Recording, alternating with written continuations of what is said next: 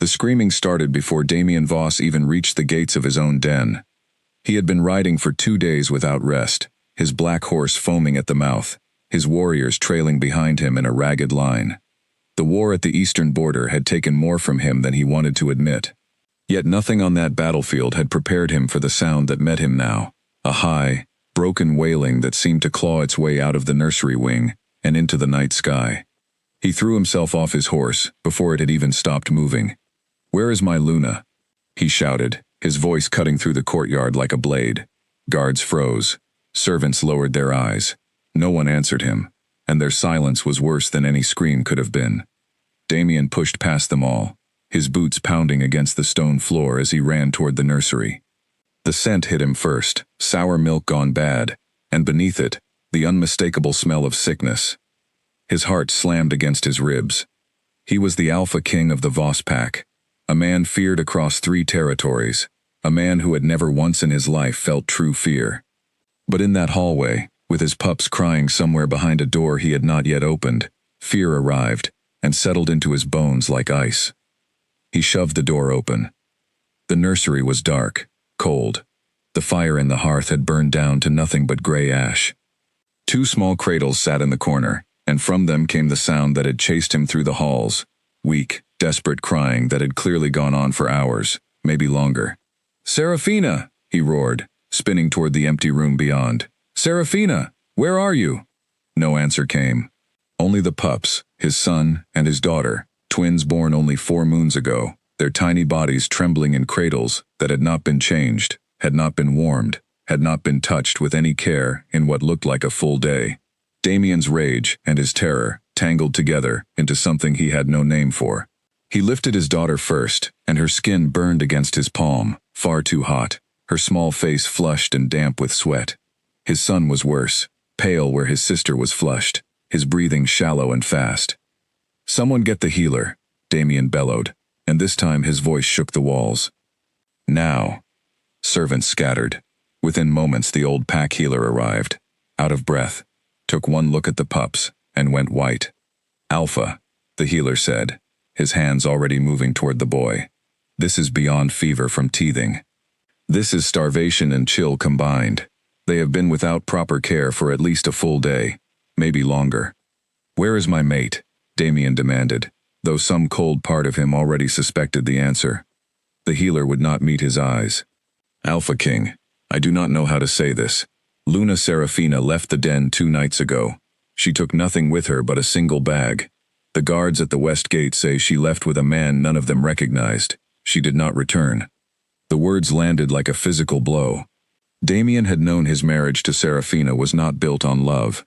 It had been built on alliance, on politics, on the desperate hope of 2 packs, that peace might follow if their leaders were bound together. He had not loved her, but he had trusted her to care for their children. He had trusted her not to leave 2 helpless pups to cry alone in the dark, while their mother chased some fleeting desire with a stranger. "She left them to die," Damien said quietly, and the quiet was more frightening than the shouting had been. "She left our pups to die." The healer worked through the night, and Damien did not leave the room. He held his daughter against his chest, feeling her small heartbeat flutter unevenly beneath his palm, and he prayed to every ancestor he had ever been taught to honor, that she would live to see the sunrise. His son lay in a basket lined with warmed cloths, and still his breathing came too fast, too shallow. By the time the sky outside the window turned the color of ash and rose together, Damien understood something had shifted inside of him permanently. The rage he felt toward Serafina was not the rage of a wounded husband. It was the rage of a father who had nearly lost everything that mattered to him in the space of one single night. He swore, standing there with his daughter clutched against him, that whoever came into his den after this would earn every ounce of trust before he gave it. Never again would he hand his family into careless hands. He did not know, in that moment, that trust would find him again in less than a full day, wearing the plain traveling cloak of a stranger. Ilara Wynn had not meant to come anywhere near Voss territory that week. She was a healer from the Wind Pack, a smaller, quieter territory 2 days' journey to the south, known more for its herb fields than for its warriors. Ilara had grown up among rows of feverfew and chamomile, learning at her grandmother's side how to press oils from bark and roots. how to read the color of a sick child's skin, the way other people read words on a page. Healing was not just a skill to her. It was closer to a calling, something that lived in her hands and in the steady, patient rhythm of her heartbeat. She had been traveling to deliver a shipment of rare mountain herbs to a trading post near the Voss border when the wheel of her cart cracked on a stone path, forcing her to stop for repairs longer than she had planned. Night fell before the wheel was fixed, and rather than risk the road in darkness, she found a small inn near the edge of Voss lands and decided to wait until morning. It was there, standing outside the inn to breathe the cool night air, that she heard it. Crying. Not the ordinary crying of a fussy child, but something thinner, weaker, carried faintly on the wind from somewhere beyond the inn's low fence. Alara's whole body went still. She had spent her life listening to the particular sound sick children made, and every instinct she owned told her that sound belonged to a child in real danger. She followed it without thinking twice. The sound led her along a narrow path, past the edge of the village, toward a large stone building she did not recognize as the Voss family's private quarters. She should have turned back. She was an outsider on land that was not her own, and Pax did not take kindly to strangers wandering near their alpha's home. But the crying grew louder, more desperate, and something inside Alara simply refused to walk away. She found an unlocked side door near what looked like a nursery window, and without a plan, without permission, she slipped inside. The room she entered was dim, lit only by a single low candle. 2 cradles stood in the corner, and beside them sat an exhausted old healer, his head drooping with fatigue, clearly having fought through a long and difficult night. He startled when he saw her, but Alara raised both hands quickly. "I am a healer," she said softly, keeping her voice calm and steady. "I heard the crying from the road. I do not wish to cause trouble, only to help if I am needed." The old healer studied her for a long moment, too tired to argue, too worried about the pups to turn away any offer of aid. "Their fever will not break," he admitted. "I have tried everything I know." Alara moved to the cradles at once, all fear of trespassing forgotten. The moment she looked at the 2 infants, something inside her chest tightened painfully. The little girl's cheeks were far too flushed, her small fists curling weakly against the blanket. The boy beside her looked worse, his lips pale, his breath coming in short, shallow pulls that made Alara's own chest ache in sympathy. "How long has the fever held?" she asked, already reaching into the satchel she always carried, filled with dried herbs and small glass vials. "Since last night," the old healer said. "Perhaps longer before that. Their mother left them unattended for some time before the Alpha King returned." Alara did not ask further questions. There would be time for the full story later. Right now, there were 2 lives, balanced on a very thin thread, and she intended to do everything in her power to keep that thread from breaking. She worked quickly and calmly, crushing dried yarrow and willow bark together. Mixing it with warm water, she asked a servant to fetch immediately. She soaked strips of cloth in the mixture and laid them gently against the baby's foreheads and wrists, speaking to them in a low, soothing voice the entire time, though they were far too young to understand her words. It was the tone that mattered, she knew. Infants could feel fear and comfort alike, even without language. "There now," she murmured to the little girl, whose crying had grown weaker rather than stronger, a sign that worried Alara more than loud screaming would have. "You are safe. I am not going anywhere." Hour after hour, Alara did not stop. She changed the cloths when they warmed, pressed drops of a gentle herbal tonic against the baby's lips to keep them from growing dehydrated, and monitored their breathing with the careful attention of someone who had done this work 100 times before, though never with quite so much at stake. Sometime near dawn, the boy's breathing finally began to slow into something closer to normal. Not long after, the girl's fever broke into a light sweat, and her tiny fists uncurled as she drifted into a deeper, more peaceful sleep. Alara allowed herself one small, exhausted breath of relief. She did not notice at first that the door to the nursery had opened, and that a tall figure now stood frozen in the doorway, watching her with an expression she could not read.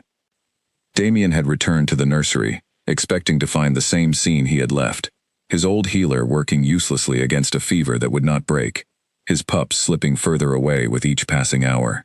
Instead, he found a stranger, a woman he had never seen before in his life, sitting between the 2 cradles, with his daughter's small hand curled around her finger, humming softly under her breath. For a moment he could not speak at all. "Who are you?" he finally managed, his voice low and dangerous. "And why are you touching my children?" Alara looked up, startled, but not frightened, which surprised him more than anything else that had happened in the last 2 days. Most people who found themselves suddenly facing the alpha king of the Voss pack, especially in the middle of the night, especially uninvited in his private home, went pale with fear. This woman only looked tired, and relieved, and steady. "My name is Alara Wynn," she said simply. "I am a healer. I heard your children crying from the road and I could not walk away. Your son's fever has broken. Your daughter's as well, just now.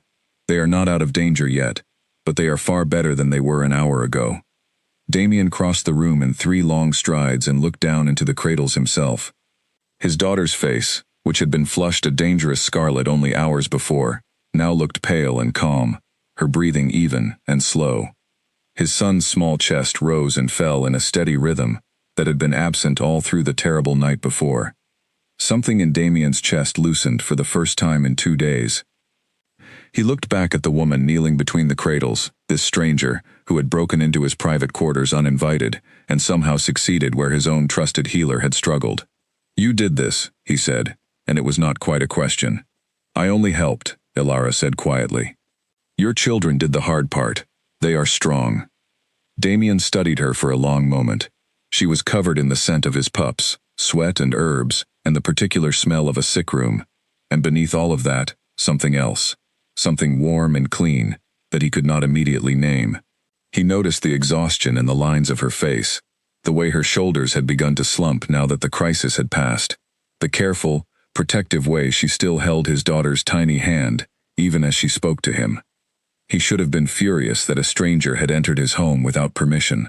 Some part of him understood he ought to summon the guards, demand a full account of who she was, and how she had gotten past his defenses. Instead, all he felt was a strange, unfamiliar gratitude, so large it nearly stole the breath from his lungs. "Stay," he said, and even to his own ears, the word sounded rougher than he intended, almost like a command rather than a request. "Until I am certain they are fully recovered. Stay, and I will see that you are paid for your trouble, and your service." Alara looked down at the 2 sleeping infants, then back up at the tall, exhausted, clearly frightened man standing before her. A man the whole region called a fearsome king, but who in this moment looked like nothing more than a father, terrified of losing his children. "I was not planning to leave them anyway," she said simply, and something about her calm certainty settled a small, quiet piece of the storm still raging inside Damien's chest. Neither of them yet understood what that single choice, to stay, to stop, to answer a stranger's cry in the night, would come to mean for both of their lives. But somewhere beneath the exhaustion and the fear, a thread had already begun to weave itself between them, thin and unnoticed for now, but far too strong to ever fully unravel again. Outside, the first true light of morning began to creep over the Voss territory, gold and quiet, as if the world itself understood that something important had just begun. By mid-morning, word had already spread through the den that a stranger had saved the Alpha King's pups. Servants whispered it in the kitchens. Guards muttered it at the gates. By the time Damien walked the main hall with his daughter still resting against his shoulder, every pair of eyes in the corridor turned toward him and toward the tired young woman walking a respectful step behind. Alara noticed the stares but did not let them slow her pace. She had grown used to being watched with suspicion in her own pack, a healer's daughter who spent more time with roots and remedies than with courtship or gossip. The attention of strangers had long ago stopped frightening her. What mattered now was making sure the 2 pups in her care continued to heal properly, and nothing else.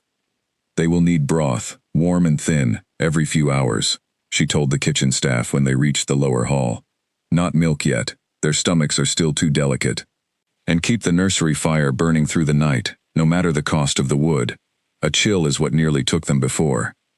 The kitchen staff glanced at Damien, waiting for his permission before following the instructions of a woman none of them recognized. Damien gave a single sharp nod, and the servants scattered to obey. "You give orders easily for a guest," Damien observed, watching her with an expression that was difficult to read, somewhere between amusement and quiet respect. I give orders easily, when children's lives depend on them being followed, Ilara replied without hesitation. You may take back your hospitality once they are fully well, Alpha King. Until then, I intend to make certain nothing goes wrong again. Something flickered across Damien's face at the word again, a shadow of the fury and grief he had carried through the night. He said nothing about it, only turned and led her toward a private chamber near the nursery, one he ordered prepared for her use for as long as she chose to stay. Later that day, as the pups slept peacefully for the first time in what felt like an age, Damien found himself standing in the doorway of the nursery, watching Ilara change the cooling cloths on his daughter's forehead with slow, careful hands. He had intended only to check on the pups. He found himself lingering far longer than that simple task required.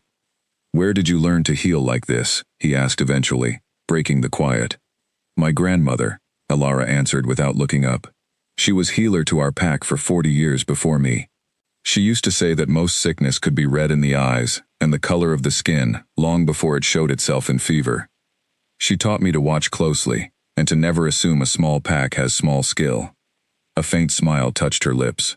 I think she wanted me to prove that to the world one day. She would be proud, Damien said quietly, surprising himself with how easily the words came. He was not a man given to easy compliments, especially not to strangers he had known for less than a full day. Yet something about the steady, unshaken calm in Ilara's manner made honesty feel simple rather than difficult. Ilara finally looked up at him, and for a moment neither of them spoke. The silence stretched, not uncomfortable, but charged with something neither of them fully understood yet. Alpha King, she said carefully, may I ask what happened to their mother? The old healer mentioned she was gone, but he did not explain further, and I did not think it my place to press him. Damien's jaw tightened. For a long moment, she thought he might refuse to answer at all.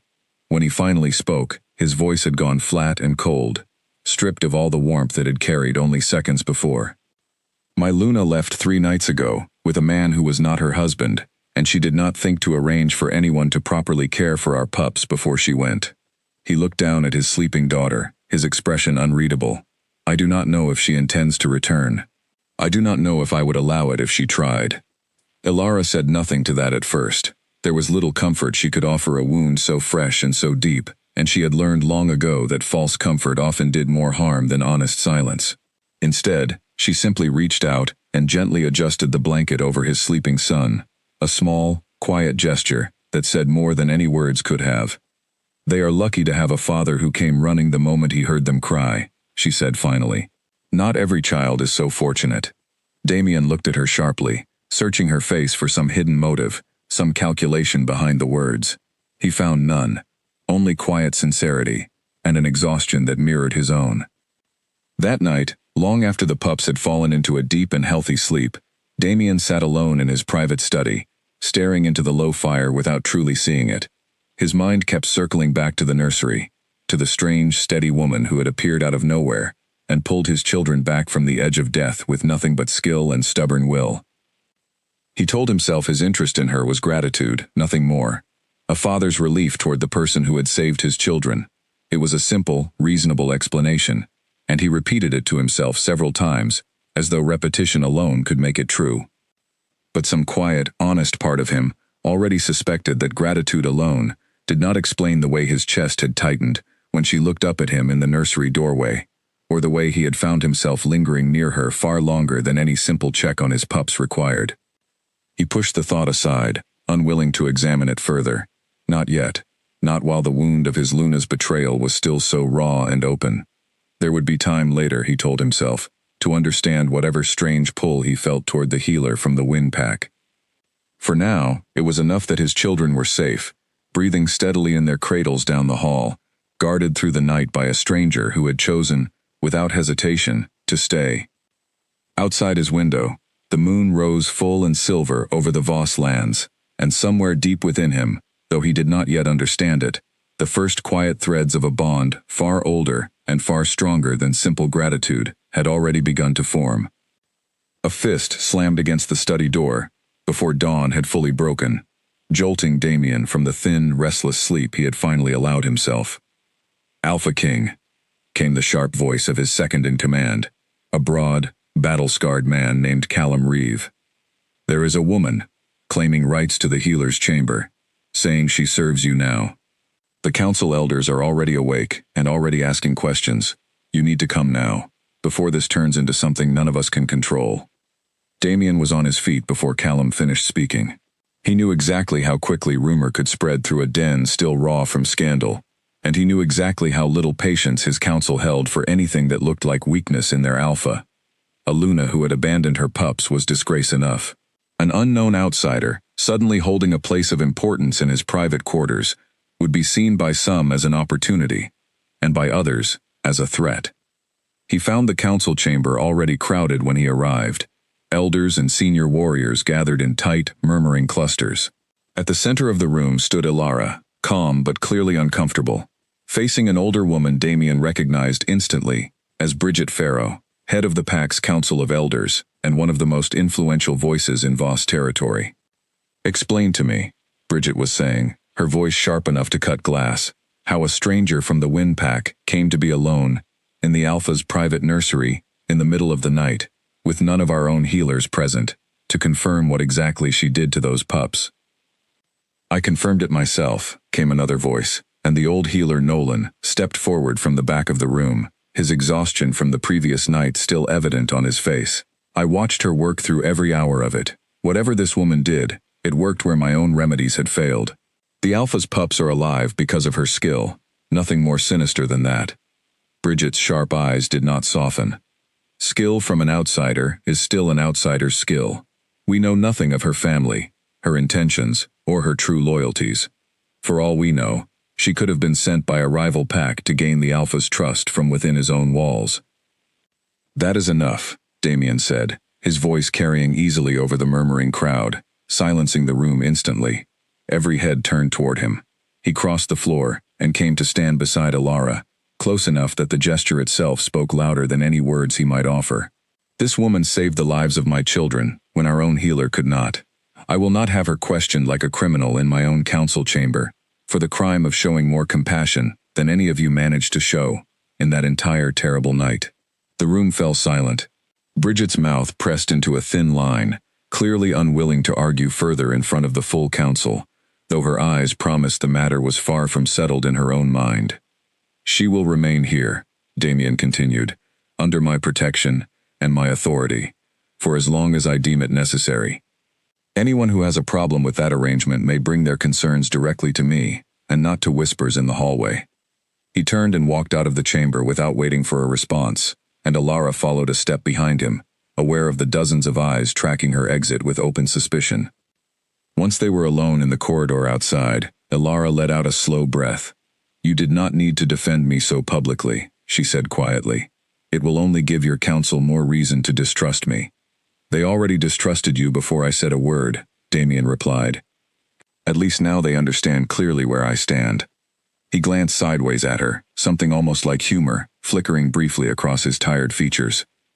"You handled Bridget Farrow better than most warriors I know. She has reduced grown men to silence with far less effort." "I have dealt with suspicious elders before," Ilara admitted, a faint, tired smile touching her lips. "My own pack's council was never fully convinced a young healer could match her grandmother's skill. I learned early that the only answer to doubt is simply to keep doing the work well, and let results speak on their own." They walked together back toward the nursery in a silence that felt easier now, less charged with the raw urgency of the previous night, though something quieter still lingered underneath it. Damien found himself matching his pace to hers without thinking about it, found himself noticing small details he had no reason to notice, the way she tucked a loose strand of hair behind her ear, the steady, unhurried way she moved, even after a night without sleep. Inside the nursery, the pups were awake, fussing lightly, but nothing like the desperate crying of 2 nights before. Ilara moved to them immediately, checking their temperature with a gentle hand against each small forehead, murmuring soft reassurances as she worked. "They are improving quickly," she said. "Another day or two of careful watching, and I believe the worst of the danger will have passed." Damien watched her lift his daughter into her arms, watched the pup settle almost instantly against her, small fists curling into the fabric of her sleeve. Something about the sight struck him harder than he expected, a strange, unfamiliar warmth spreading through his chest that had nothing to do with relief over his children's recovery, and everything to do with the woman holding them. He forced himself to look away, unwilling to examine the feeling too closely. Not yet. Later that evening, after the pups had been fed and settled for the night, Damien found Ilara sitting alone near the window of her assigned chamber, staring out at the dark shapes of the training yard below. "You should be resting," he said from the doorway. "So should you," she replied without turning. "I doubt either of us has slept properly in 2 full days." He allowed himself a rare, small laugh, low and rough from disuse. A fair point. He stepped into the room, though he kept a respectful distance. "I wanted to thank you properly. Not in front of the council, where every word carries a dozen different meanings. Just as myself." Ilara finally turned to face him, and in the low candlelight, Damien found himself struck once again by the quiet steadiness in her eyes, a calm that seemed entirely unshaken by the chaos surrounding her. "You already thanked me," she said softly, "by standing beside me in that chamber today. That was more than I expected from an Alpha King I had known for less than a full day." "You saved my children," Damien said, his voice quieter now, stripped of the authority he usually carried like armor. "There is no debt large enough to repay that. I intend to try anyway." Neither of them spoke for a long moment after that, the silence stretching between them, warm rather than uncomfortable. Something unspoken passed in that quiet, something neither of them was yet ready to name, though both of them felt its weight settle into the room like a held breath. Damien left shortly after, retreating to his own chamber with his thoughts louder and more tangled than they had been in years. He told himself again that what he felt was simple gratitude, nothing more complicated than that. But lying awake later, staring at the ceiling above his bed, he found himself thinking not of his children, nor of his shattered marriage, nor of the political storm building among his council. He found himself thinking only of steady brown eyes and a calm, quiet voice that had somehow, in less than 2 days, become the only thing in his den that felt entirely, unquestionably safe. The following morning brought trouble of a different kind. A messenger arrived at the gates just after sunrise, breathless from hard riding, carrying a folded letter, sealed with the crest of the wind pack. Ilara was summoned to the main hall to receive it, and Damien, curious despite himself, found a reason to be present when she read it. Her face changed as her eyes moved across the page, worry replacing the calm she usually carried so easily. "Is something wrong?" Damien asked, unable to stop himself from stepping closer. "My grandmother," Ilara said quietly, folding the letter with care. "She is taken ill. Nothing urgent, according to this, but her strength is fading with age, and the pack elders wish for me to return soon to help manage the healing duties in her place." Something tightened uncomfortably in Damien's chest at the thought of her leaving, an instinctive, almost possessive reaction that startled him with its intensity. He pushed the feeling down before it could show on his face. "Your pups are healing well," Ilara continued, misreading his silence as concern only for his children. "Another few days, and I believe they will be strong enough that my continued presence will no longer be necessary. I did not intend to stay indefinitely, Alpha King. My own pack needs me as well." "Of course," Damien said, forcing his voice into something calm and even, though the words felt strange leaving his mouth, heavier than they should have been. "You have already done more than I had any right to ask. I will not keep you from your duties elsewhere." Ilara studied him for a moment, something unreadable passing behind her eyes, before she nodded and excused herself to check on the pups once more. Damien remained in the hall long after she had gone, staring at nothing in particular, trying to understand why the simple, reasonable fact of her eventual departure had settled into his chest like a stone. He told himself it was only concern for his children, worry over losing the one healer who had proven capable of caring for them properly. It was a convenient explanation, and he clung to it through the rest of that long, restless day. That evening, a different kind of trouble arrived at the gates. Rowan Ashby, a young warrior stationed at the western border, burst into the main hall with news that scattered every quiet thought from Damien's mind entirely. "Alpha King," Rowan said, breathless and pale. "Riders were spotted near the border, wearing the colors of the Thorn Pack. They did not cross onto our land, but they lingered long enough to be noticed, and long enough to be strange. Alpha Alaric Thorn has never sent riders so close to our territory without purpose." Damien's jaw tightened. The Thorn Pack had long been a quiet rival, never openly hostile, but never fully trustworthy either. Alaric Thorne was ambitious, calculating, and known throughout the region for seizing any opportunity that presented itself, especially opportunities born from another pack's weakness. And right now, with his Luna gone, and his pack still reeling from scandal, the Voss territory looked weaker than it had in years. "Double the watch along the western border," Damien ordered immediately. "I want reports at every change of guard, and I want to know the moment anyone from Thorn territory sets even a single foot onto our land." Rowan nodded sharply and hurried off to relay the orders, leaving Damien alone with a fresh, cold weight settling over his already exhausted mind. A missing Luna, a council already uneasy over an outsider healer in his private quarters, and now, possibly, a rival pack circling like a wolf, scenting blood on the wind. He found himself, later that night, standing once again outside the nursery door, watching through the gap as Alara settled his daughter back to sleep after a brief fussing spell. The sight of her there, calm and steady amid all the chaos gathering around his den, felt like the only solid ground left beneath his feet. He did not go in. He only watched for a long moment, allowing himself the small, quiet comfort of it, before turning away and heading toward his own chamber, his mind already racing ahead toward the many dangers now converging on his territory all at once. Whatever was coming, he understood with a grim, growing certainty, it was only the beginning. 3 days passed in careful, watchful quiet, though quiet was not the same as peace. Guards along the western border reported no further sign of Thorn riders, but the tension in the den remained thick enough to taste, every servant and warrior moving with the wary alertness of people who sensed a storm gathering just beyond the horizon. The pups, at least, continued to improve.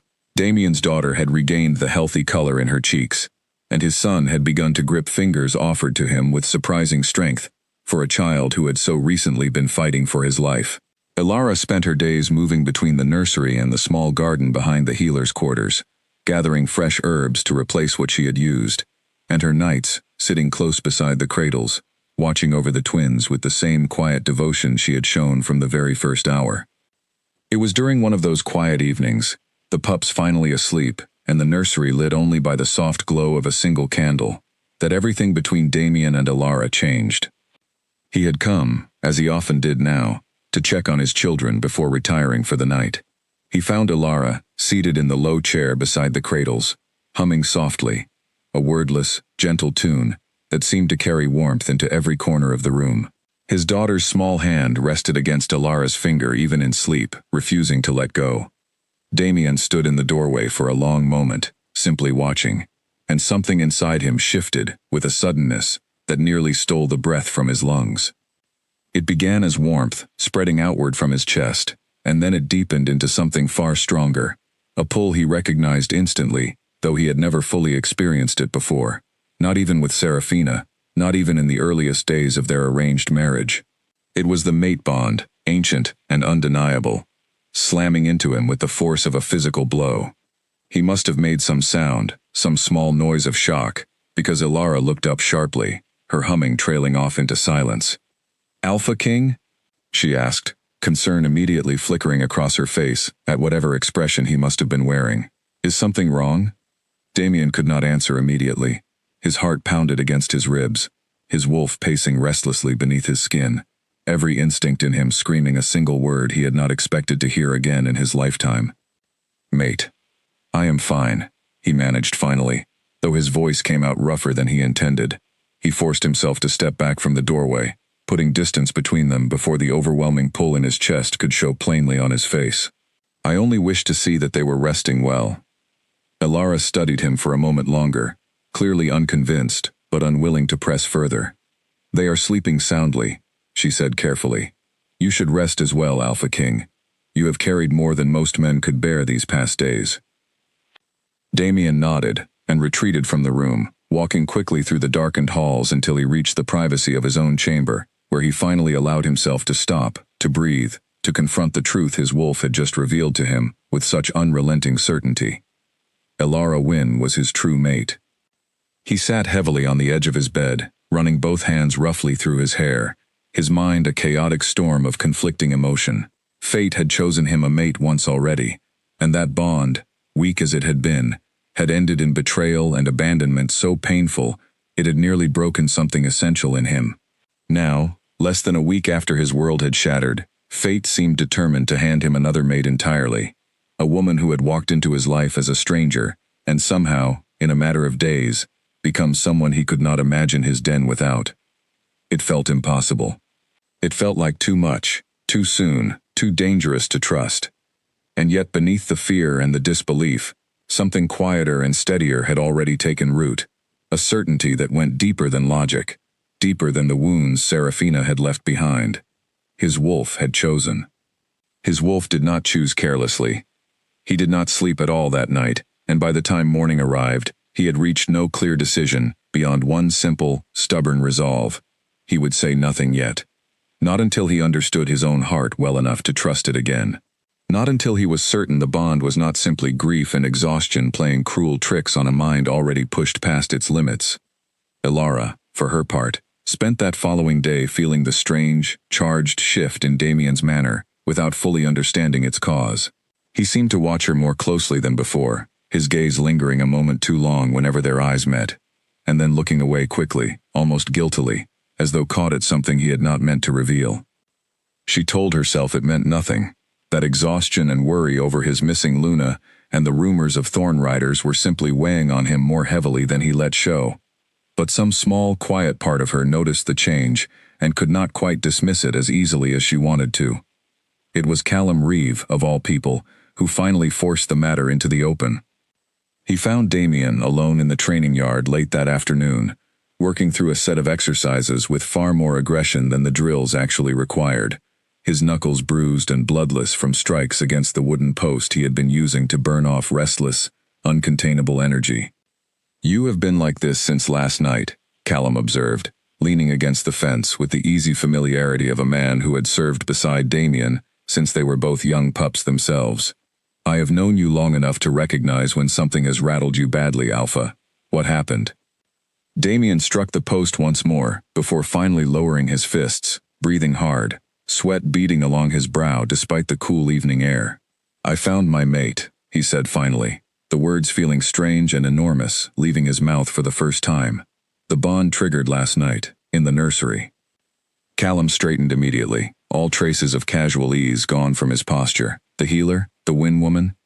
Damien nodded once, tightly. "That is not something to hide behind training drills and bruised knuckles," Callum said, his tone careful, but direct. "That is something the pack needs to know, Alpha. Especially now, with the Council already uneasy, and thorn riders sniffing around our borders. A confirmed true mate strengthens your claim to leadership. It could steady this entire den at exactly the moment it needs steadying most." "And it could also tear it apart," Damien countered, frustration sharpening his voice. "My Luna abandoned our pups less than a week ago. If I declare a new mate this quickly, the Council will say I am unstable, reckless, ruled by instinct rather than judgment. Bridget Farrow already distrusts Ilara. This will only give her more reason to fight against everything I try to build." Callum considered this for a long moment, his expression thoughtful rather than dismissive. "Perhaps," he admitted. "But hiding it will not make the bond disappear, Damien. And if Serafina's absence becomes permanent, as I suspect it will, the pack will need a new Luna eventually regardless. Better it be a woman fate itself has chosen for you, than another arranged match built on nothing but cold political convenience." Damien said nothing, but Callum's words settled uncomfortably close to thoughts he had already been turning over in his own mind through the long, sleepless hours of the previous night. That evening, restless and unable to settle, Damien found himself once again drawn toward the nursery, though this time he made himself stop just outside the door rather than entering. Through the gap, he could see Ilara seated exactly where she had been the night before, his daughter now awake and gurgling happily up at her, small fists waving in the candlelight. "You are getting stronger every single day," Ilara was murmuring to the pup, her voice warm with quiet affection. "Soon you will be running through these halls causing all manner of trouble for your poor father, I am certain of it." The easy warmth in her voice, directed at a child who was not even her own, struck something deep and tender in Damien's chest. He thought of Serafina, who had rarely spent more than a few reluctant minutes at a time in the nursery even before her disappearance. always finding some excuse to hand the pups off to servants, rather than tend to them herself. The contrast could not have been sharper, and it left Damien more certain than ever, however frightening that certainty felt, that whatever fate had placed between himself and Alara Wynne was not a mistake, nor a cruel trick born of grief and exhaustion. It was simply true. He did not announce himself that night, unwilling yet to disturb the fragile peace of the moment, or to force a conversation he was still not fully ready to have. But standing there in the shadow of the doorway, watching the woman his wolf had chosen care so gently for his children, Damien allowed himself, just for a moment, to imagine a future he had stopped believing was possible for himself. A future with a mate who stayed, a future built not on cold alliance, but on something real. It was a dangerous thing to hope for, especially now, with rival packs circling and his own council already restless with suspicion. But hope, once it had taken root, proved far harder to uproot than Damien expected, and by the time he finally retreated to his own chamber that night, he understood with quiet, unshakable clarity that there would be no walking away from what had already begun between them. Fate had made its choice. Now it was only a matter of time before the rest of the world discovered it too. The next morning brought an unexpected visitor to the gates, one whose arrival set the entire den on edge within moments of being announced. Ivy Calder, a young messenger wearing the colors of the Wind Pack, arrived just after sunrise with a second letter, this one carrying far more urgency than the first. Alara was summoned immediately, and Damien, sensing trouble in the messenger's pale, worried face, followed close behind her. "Your grandmother has taken a turn for the worse," Ivy said, her breath still short from hard riding. "The pack elders believe it would be wise for you to return home as soon as you are able, Alara. They do not wish to alarm you unnecessarily, but they thought you should know the full truth, rather than a softened version of it." Alara's composure cracked for the first time since Damien had known her, worry flooding her steady features. "I need to leave today," she said, already turning toward the healer's quarters to gather her belongings. "The pups are strong enough now that they no longer require constant watching, but I would feel better leaving clear instructions with your healer before I go." Damien's chest tightened painfully at the news, torn between concern for her evident distress and a selfish, unwelcome reluctance to see her leave his den at all, especially now, with the bond between them still so new and unspoken. "I will have an escort prepared within the hour," he said, forcing his voice into calm efficiency, despite the storm building inside him. "The roads have grown less safe, with thorn riders reported near our borders. You should not travel alone." Alara paused, clearly surprised by the offer, though she did not refuse it. "Thank you, Alpha King. That is generous, given everything else your den is managing right now." "It is the least I can offer," Damien said quietly, "after everything you have already given us." Within the hour, Alara stood at the gates with a small pack of belongings and a full herbal kit, along with careful written instructions for the pack's own healer regarding the pup's continued care. Damien had assigned 4 of his most trusted warriors to escort her safely to the Wind territory, including Rowan Ashby, whose sharp eyes and quick instincts Damien trusted more than most. Before she mounted the horse provided for her journey, Alara turned back toward Damien, who had walked her personally to the gates, despite the many other demands pressing on his time that morning. "Thank you for everything," she said softly, "for trusting me, when you had every reason not to." "Thank you," Damien replied, "for staying, when you had every reason to walk away." He hesitated, then added, more quietly, "I hope your grandmother recovers quickly, and I hope you will return, once she is well again. The pups have grown attached to you, as, I think, have I." The admission hung in the air between them, simple but heavy with meaning. Neither of them had yet found the courage to fully explore.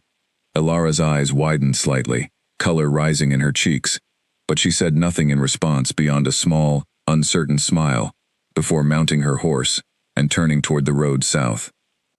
Damien watched until the small party disappeared over the rise beyond the gates, an uncomfortable hollow feeling settling into his chest the moment she vanished from sight. He told himself it was only worry, concern over her safety on roads made dangerous by Thorn's lingering presence. He knew, standing there in the quiet morning light, that it was far more than that. The days that followed felt strangely empty, despite the constant demands of running his territory. Council meetings continued, border reports arrived daily, and the pups grew stronger with each passing hour, babbling happily whenever Damien visited the nursery in the evenings. Yet something essential felt absent from the den, a warmth that had settled into every corner during Alara's short stay, and now left a noticeable void in her absence. Bridget Farrow, predictably, seized the opportunity to press her concerns once more.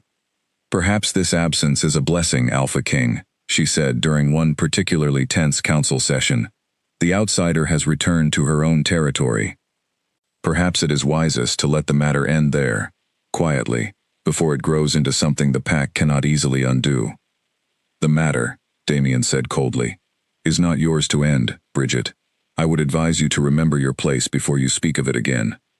The room fell into tense silence, and Bridget, wisely, did not press the point further that day, though the calculating look in her eyes told Damien clearly that she had not abandoned her opposition, only postponed it for a more advantageous moment. 4 days after Alara's departure, Rowan returned alone, his horse lathered from hard riding, his expression grim enough that Damien felt his stomach drop before the young warrior had even spoken a word. "Alpha King," Rowan said, breathless, "there is trouble at the Wind territory. Alara's grandmother passed during the night, just hours after we arrived. The pack is in mourning, and Alara has taken on full healing duties in her place, as the elders expected. She sends her thanks for the escort, and asks that you not trouble yourself over her return timeline. She says she is needed there for now." Damien absorbed the news slowly, feeling an unexpected, aching sympathy for a loss that was not his own to grieve, yet still pressed heavily on his chest. He thought of Alara, steady and calm even in the face of 2 dying infants, now facing the loss of the very woman who had taught her everything she knew. "Thank you, Rowan," Damien said quietly. "Rest. You have done well." Alone again that evening, Damien sat beside the nursery cradles long after the pups had fallen asleep, his mind circling endlessly around thoughts of Alara, grieving in her own territory, far from the den that had already, in such a short time, come to feel incomplete without her presence. He did not yet know how long fate would keep them apart, nor what dangers might gather in the space between them, but he understood, with quiet, unshakable certainty, that distance alone would not be enough to break whatever had already begun to grow between himself and the healer who had saved his children, and, though she did not yet fully know it, had begun to save something in him as well. A full moon passed before word reached Voss territory that struck fear into every heart in the den. A scout stationed near the southern trade road burst into the training yard just after midday, his horse near collapse from the pace he had kept. "Alpha King," he gasped, dropping to one knee before Damien. "There has been an attack along the border of Wind territory. Riders wearing thorn colors struck a supply convoy at dawn. Several Wind warriors were injured. The healer's quarters were among the buildings targeted." Damien's blood turned to ice. "Alara," he said, the name leaving him before he could stop it, sharp with a fear he made no attempt to hide in that moment. "Was she harmed?" "I do not know, Alpha King. The message only confirmed the attack and the damage. Nothing more." Damien did not wait for further details. Within the hour he had assembled a full company of his strongest warriors, Callum at his side, and was riding hard toward Wind territory himself, driven by an urgency that went far beyond simple alliance or duty. His wolf clawed beneath his skin with every mile, desperate, furious, terrified in equal measure. They reached the Wind den by nightfall, and Damien's chest tightened at the sight that greeted them. Smoke still curled from a partially burned storage building near the healer's quarters, and Wind warriors moved wearily among the wreckage, tending to wounds and clearing debris. The Wind Alpha, an older man named Marcus Doyle, met Damien at the gates, his face lined with exhaustion and barely contained anger. "Alpha Voss," Marcus said, extending a weary hand in greeting. "I did not expect you to ride so quickly, though I suppose I should have known. Your healer has become something of a hero among my people these past weeks." "Is she safe?" Damien asked, unable to keep the urgency from his voice. "She is unharmed," Marcus confirmed, and the relief that flooded through Damien was so overwhelming it nearly buckled his knees. "She was tending the wounded the moment the attack ended, working through the night without rest, exactly as I imagined she did for your own pups. She has a gift, that one.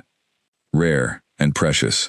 Damien found her exactly where Marcus described, moving between rows of wounded warriors laid out in the main hall, her hands steady despite the chaos around her, her voice calm and reassuring, even as she worked to close a deep wound along a young warrior's side. She looked exhausted, her hair falling loose from its usual braid, dark shadows beneath her eyes, but alive, and whole, and so achingly familiar that something in Damien's chest ached with the force of seeing her again. She looked up as he approached, and for a moment, surprise and relief warred plainly across her tired features. "Damien," she said, his name slipping out without his title for the first time, and something about the simple intimacy of it settled deep into his bones. "What are you doing here?" "I heard about the attack," he said, crouching beside her as she continued working on the wounded warrior's side. "I came as soon as I could." "You did not need to ride all this way," she said, though the warmth in her voice contradicted the practicality of her words. "We are managing." "I was not going to sit safely in my own den while you faced danger alone," Damien said quietly, and the honesty in his voice left no room for argument. They worked together through the rest of that night, Damien assisting where he could, fetching supplies, and holding wounded warriors steady, while Alara tended their injuries, the two of them falling into an easy, wordless rhythm that spoke of a partnership deeper than either had yet openly acknowledged. By the time the last wound had been properly treated and the exhausted warriors settled to rest, dawn was breaking over the wind territory, painting the smoke-stained sky in soft shades of gold and rose. Alara sank onto a bench outside the main hall, utterly spent, and Damien settled beside her, without hesitation, close enough that their shoulders nearly touched. "Thank you for coming," she said quietly, staring out at the slowly waking den. "I did not expect it, but I am glad you did." "I could not have stayed away," Damien admitted. "Not once I heard you might be in danger." Alara turned to look at him, something searching in her tired eyes. "Why does that matter so much to you, Damien? I am only a healer from a small pack. You have far greater concerns than my safety." Damien hesitated, the moment stretching between them, heavy with everything he had been carrying silently since the night the bond had first slammed into him in his own nursery. He had told himself he would wait, that he was not ready, that the timing was wrong with so much danger and uncertainty surrounding them both. But sitting there in the pale morning light, watching exhaustion and quiet strength mingle so seamlessly in her features, he understood suddenly that there might never be a perfect moment, only the truth, waiting to be spoken. "Because you are my mate," he said simply. "My true mate, Alara. I felt the bond the night you sang to my daughter in the nursery. I have felt it every day since, growing stronger, impossible to ignore, no matter how much I told myself I needed time before speaking of it." Alara went very still beside him, her breath catching audibly. "Your mate," she repeated softly, as though testing the weight of the words. "Damien, I am not of noble birth. I am not fit to be Luna of a pack as powerful as yours. Your counsel would never accept it, not after everything that has already happened with Seraphina. My counsel does not choose my mate," Damien said firmly. "Fate already made that choice, the moment my wolf recognized yours. I am not asking you to become Luna today, in the middle of exhaustion and danger, with smoke still hanging in the air around us. I am only asking you to know the truth of what I feel, so that when the time comes, you are not caught unprepared by it." Alara said nothing for a long moment, her eyes searching his face with an intensity that made his heart pound painfully against his ribs. Finally, slowly, she reached out and laced her fingers with his, a small, simple gesture that carried more meaning than any grand declaration could have. "I felt something too," she admitted quietly. "That night in the nursery, and every day since. I did not have a name for it until now. I was afraid to hope it meant what I thought it might." Relief and something far deeper flooded through Damien at her words, warm and steadying after weeks of uncertainty and grief. He did not press further, understanding instinctively that this fragile, newly spoken truth needed room to breathe, rather than be rushed toward some grand declaration neither of them was yet fully ready to make public. "Rest," he said instead, gently squeezing her hand. "You have earned it 100 times over. We can speak more of this once the danger here has passed, and once you are ready." Alara nodded, exhaustion finally catching up with her all at once, and allowed herself to lean, just slightly, against his shoulder, as the sun continued rising over the wounded, but recovering wind den. Neither of them noticed, In that quiet, fragile moment of peace, the lone rider watching from the tree line beyond the gates, marking carefully everything he saw before turning his horse and disappearing silently back toward Thorn territory, carrying news that would soon set far greater dangers into motion. Ilara returned to Voss territory 2 weeks later, once the Wind Pack had recovered enough from the attack that her presence was no longer urgently required at home. Marcus Doyle had insisted she take proper protection for the journey, and Damien, unwilling to leave anything to chance a second time, sent Callum himself along with a full escort to bring her safely back. Her return sparked immediate and visible tension throughout the den. Word of Damien's ride to Wind territory had already spread through the pack in the weeks she had been gone, whispered from kitchen to training yard to council chamber, growing more exaggerated with each retelling. By the time Ilara passed through the gates once more, most of the pack already believed, correctly, that something significant had shifted between their alpha king and the outsider healer. Bridget Farrow wasted no time voicing her displeasure.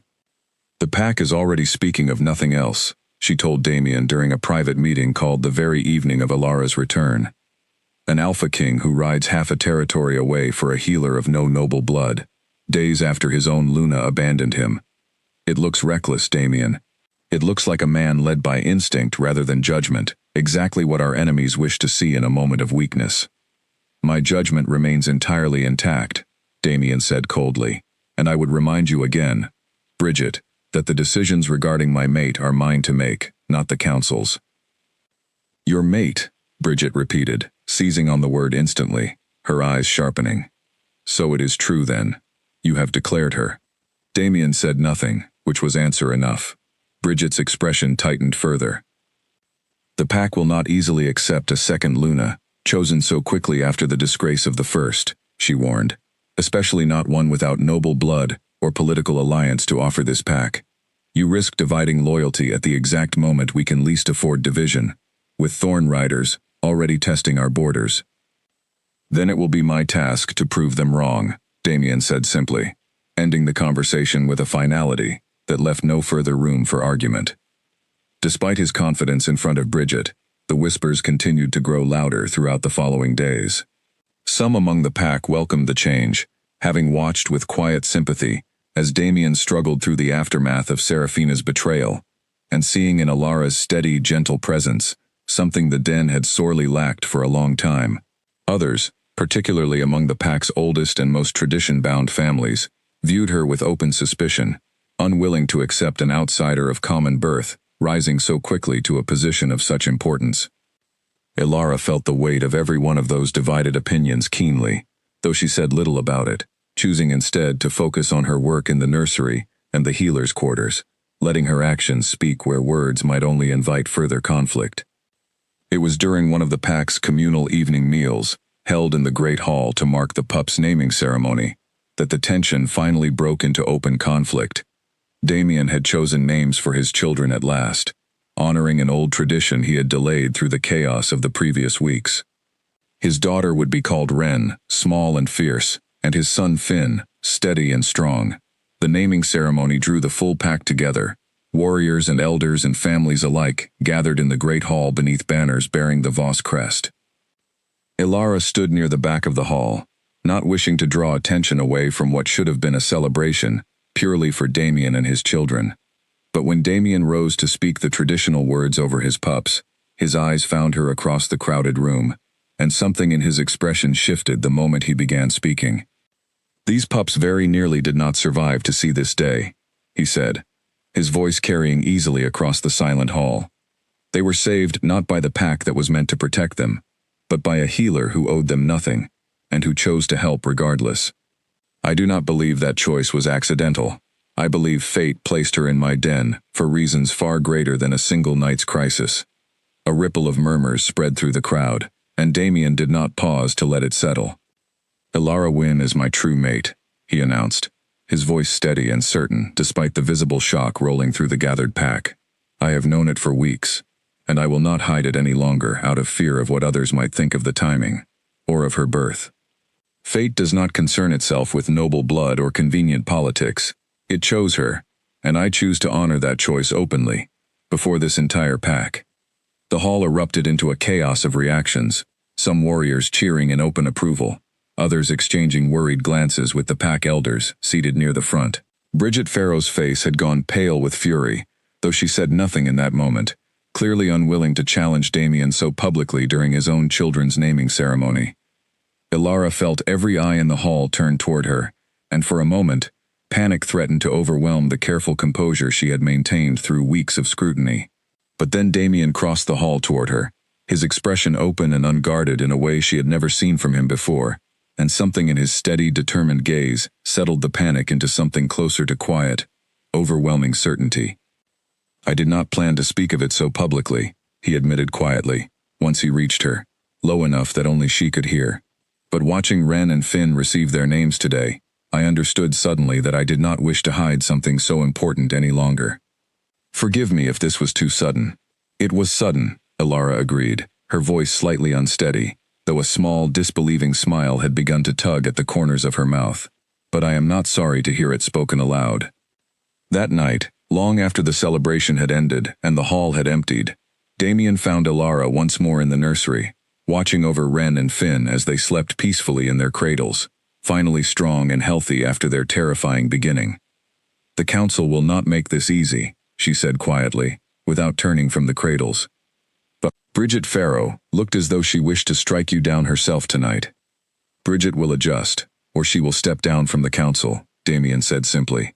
"I did not become Alpha King by allowing fear of political consequence to dictate every decision I make. I have spent enough of my life bound by convenient alliance and cold arrangement. I will not spend the rest of it the same way." Ilara turned to face him fully then, searching his face in the low candlelight. "You truly believe this, don't you? That we can make this work, despite everything standing against it?" "I believe fate rarely makes mistakes," Damien said, closing the distance between them until only a breath separated their faces. "And I believe that whatever challenges lie ahead, I would rather face them beside you than continue living the careful, guarded life I built after Serafina's betrayal." For a long moment, neither of them moved, the quiet certainty of the moment stretching comfortably between them. Then Ilara reached up, gently resting her palm against his chest, feeling the steady, powerful rhythm of his heartbeat beneath her hand. "Then we face them together," she said softly. Damien covered her hand with his own, and for the first time since the terrible night his world had nearly fallen apart, he allowed himself to believe, fully and without reservation, in the possibility of something good rising from the wreckage of everything he had lost. Outside the nursery window, the moon hung full and bright over Voss territory, casting silver light across the quiet den. But far beyond the safety of those walls, in the shadowed halls of Thorn territory, a very different kind of plan had already begun to take shape, one that would soon test the strength of the bond Damien and Ilara had only just begun to claim openly before the world. Alaric Thorn stood over a map spread across his war table, listening carefully as his scout finished delivering his report of everything witnessed at the Wind territory weeks before. "A true mate bond," Alaric said slowly, a calculating smile spreading across his sharp features. "And a former Luna, cast aside and desperate, still somewhere within reach. Interesting, very interesting indeed." He traced a finger along the map, tapping once against the borders of Voss territory. "It seems the great Alpha King's defenses have grown far more vulnerable than any of us realized. Perhaps it is time we made proper use of that vulnerability." His warriors exchanged uneasy glances, sensing the dangerous plans already forming behind their Alpha's calculating eyes. Plans that would soon reach far beyond simple border skirmishes, and into the very heart of everything Damien Voss had only just begun to rebuild. 2 weeks after the naming ceremony, a figure appeared at the Voss gates that sent a fresh wave of shock rippling through the entire den. Serafina had returned. She arrived alone, on foot, her once elegant traveling clothes torn and dirtied from what appeared to be a long and difficult journey. The guards at the gate froze at the sight of her, unsure whether to grant entry to a Luna, who had abandoned her post so publicly, or to turn her away entirely without word from their Alpha King. Word reached Damien within minutes, and he arrived at the gates with Ilara at his side, his expression hardening the moment his eyes landed on the woman he had once called his wife. "Damien," Serafina said, her voice trembling, whether from exhaustion or genuine emotion, Damien could not immediately tell. "Please, I know I have no right to ask anything of you, but I need to explain what happened. I need you to understand. You left our pups to nearly die, Damien said, his voice flat and cold, carrying none of the warmth it now so easily held whenever he spoke to Alara. There is very little explanation that could soften that truth, Serafina. Serafina's eyes flicked briefly toward Alara, something calculating flickering behind the exhaustion on her face before she returned her attention to Damien. I was not myself, she said, her voice breaking convincingly. I was manipulated, Damien, deceived by someone I trusted, who convinced me our marriage had already failed beyond repair, who promised me a life I foolishly believed would be better. I did not understand what I was truly leaving behind, until it was already far too late to undo the damage. Manipulated by whom? Damien demanded. Serafina hesitated, glancing around at the gathered guards and servants who had begun to crowd near the gates, clearly reluctant to speak further in front of so many listening ears. Please, Damien, grant me a private audience, and I will explain everything. I owe you that much, and far more besides. Against his own better judgment, and against the quiet, uneasy tension he could feel radiating from Alara beside him, Damien agreed to a private meeting later that evening, though he made it clear Serafina would remain under guard until the matter was fully resolved. Alara said little as they walked back toward the main hall, though Damien could sense the careful control she was exercising over her own emotions. You do not have to pretend this does not trouble you, he said quietly, once they were alone in the corridor leading toward the nursery. It troubles me, Alara admitted. Not because I doubt what exists between us, Damien, but because I know how these situations can be twisted, especially by someone desperate enough to reclaim what she has lost. I do not trust her explanation, not yet. Something about the timing feels wrong. Damien nodded slowly, his own instincts echoing the same uneasy suspicion. I do not trust it either, but I owe it to Ren and Finn to understand fully what happened to their mother, whatever the truth turns out to be. I will not make any decisions regarding her future in this pack without knowing the complete story first. Alara reached out and gently squeezed his hand, a small gesture of quiet support despite the unease clearly still churning beneath her calm exterior. Then find out the truth. Whatever it is, we will face it together, exactly as we agreed. That evening, Damien met Serafina in a private chamber, Callum stationed just outside the door, as an added precaution neither of them spoke of openly. Serafina had bathed and changed into clean clothing provided by the pack's servants, and she looked more composed now, though still carrying the same nervous energy from the gates.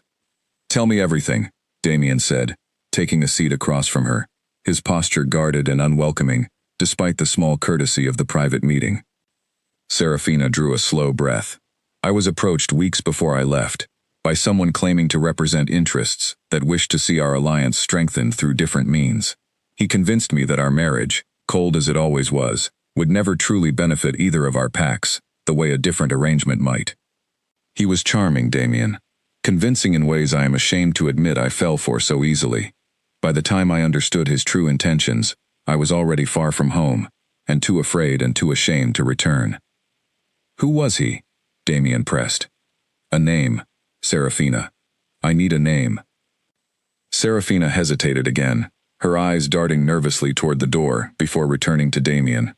I do not know his true name, she said, her voice dropping lower, but I recognized the crest on his personal guard's uniforms before I finally managed to escape his company. It was the crest of the Thorn Pack, Damien. I believe Alaric Thorn orchestrated this from the very beginning, though I do not know the full extent of his intentions. Damien's blood ran cold at the confirmation of suspicions that had already been quietly forming in his mind since the scout's report of Thorn riders near his borders weeks before. You are certain of this? As certain as I can be, Serafina said. I do not expect you to forgive me, Damien. What I did to our children is unforgivable, regardless of how I was manipulated into believing it was the right choice at the time. But I needed you to know the truth, and I needed to warn you. I do not believe his interest in our pack has ended simply because I escaped his company. If anything, I fear my return may only draw his attention here more directly. Damien sat in heavy silence for a long moment, turning over everything Serafina had revealed. Whether her explanation was entirely truthful, or only partially so, remained uncertain, but the confirmation of Thorn's involvement matched too closely with the scout's reports, and the mysterious rider, spotted near wind territory, to dismiss entirely. You will remain here, under guard, until I determine the full truth of this matter, Damien said finally, rising from his seat. You will not have access to Ren or Finn without direct supervision, given everything that has already happened. And you will answer any further questions my council or my warriors bring to you regarding Thorn's involvement in this scheme. Seraphina nodded, tears welling in her eyes. Though whether from genuine remorse or calculated performance, Damien still could not fully determine. I understand. Thank you, Damien, for hearing me at all. I know I do not deserve even that small mercy. Damien left the chamber without further response, his mind racing through the implications of everything he had just learned. If Alaric Thorn had indeed orchestrated Seraphina's departure as the opening move in some larger scheme against Voss territory, then the danger facing his pack, and everyone within it, including Ren, Finn, and Alara, was far greater than he had previously understood. He found Alara waiting for him near the nursery, her expression tense with barely contained worry. She named Thorn, Alara said, reading the grim set of his jaw immediately. I could see it in your face, the moment you walked through that door. She claims Alaric Thorn manipulated her into leaving, Damien confirmed. Whether her full account is truthful remains to be seen, but the connection to Thorn matches too closely with everything else we have witnessed these past weeks to dismiss as coincidence. Alara's face paled slightly, though her voice remained steady. If Thorn orchestrated her departure, specifically to weaken your pack, Damien, then he will not stop with a single scheme that has already failed to achieve its purpose. We need to prepare for whatever comes next. Damien nodded grimly, already turning his thoughts towards strengthening the pack's defenses, doubling the border watch, and calling his most trusted warriors together to plan for a threat that had, until this evening, remained frustratingly abstract and unconfirmed. Whatever comes next, he said quietly, echoing her words, we face it together. All of us. You, myself, and our pups, protected by every resource this pack can offer. Outside, the full moon that had witnessed so much of their story thus far continued its slow, steady climb across the night sky, indifferent to the storm of danger and uncertainty gathering just beyond the borders of Voss territory, a storm that would soon test every bond of loyalty, love, and trust that Damien and Alara had so carefully built together. The attack came 3 nights later, under cover of heavy storm clouds that hid the moon entirely, and muffled the sound of approaching riders beneath rolling thunder. Alara woke first, some deep instinct honed by years of listening for danger in the night, pulling her from sleep moments before the first horn sounded from the western watchtower. She was already reaching for her herbal kit, already moving toward the nursery, when the alarm bells began ringing in earnest, harsh and urgent, echoing through every corner of the den. Thorn riders, a warrior shouted somewhere in the corridor outside, his voice raw with alarm. They have breached the outer fence. Alpha King, they have breached the outer fence. Damien was already awake, already dressed, already moving with the deadly efficiency of a man who had spent his entire life training for exactly this kind of moment. He met Alara in the hallway outside the nursery, both of them converging on the same instinct at the same time. Get Ren and Finn to the safe chamber beneath the main hall, Damien ordered, his voice tight with controlled urgency. Callum knows the passage. Go now, and do not come out until I send word myself that it is safe. What about you? Alara demanded, fear sharpening her voice, despite her attempt to remain calm. I have a pack to defend, Damien said, already turning toward the door, his wolf visibly straining beneath his skin, ready to be released into the chaos building outside. Go, Alara, protect our children. That is the most important thing you can do for me right now. Our children. The words registered somewhere in the back of Alara's racing mind, even through the terror of the moment. A small, fierce warmth amid the encroaching danger. She nodded once, gathered Ren and Finn quickly from their cradles, and followed Callum through the darkened corridors, toward the hidden passage beneath the main hall, the sound of clashing steel and snarling wolves already beginning to echo through the den behind her. The safe chamber was small, windowless, carved deep into the stone foundation of the main hall generations before, as a refuge for exactly this kind of crisis. Callum sealed the heavy door behind them, positioning himself just outside as a final line of defense, leaving Alara alone in the dim, close space, with 2 frightened, crying infants, and nothing but her own steady nerve to keep them calm.